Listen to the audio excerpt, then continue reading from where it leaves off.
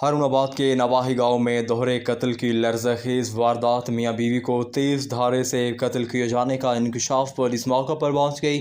नाश पोस्टमार्टम के लिए अस्पताल मुंतकिल। पुलिस थाना सदर हारून आबाद की हदूद नवाही गांव 20 में एक घर से मियां बीवी के नाशें बरामद। पुलिस थाना सदर की तरफ से ये इंकशाफ ज़ाहिर किया जा रहा है कि दोनों मकतूलैन को किसी तेज़ धारे आले से कत्ल किया गया और मकतूलैन को 2 दिन पहले कत्ल किया गया। दोनों कत्ल होने वाले मियां बीवी 20 के रिहायशी थे।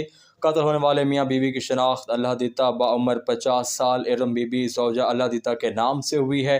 SHO थाना सदर का कहना है कि कत्ल करने वाले अफराद 2 दिन पहले कत्ल करके मकतूलैन को घर में बंद करके फ़रार हो गए। मकतूलैन के करीबी अजीज़ ने नाशुन से तआफ़ुन के बाद पुलिस को इत्तला थी।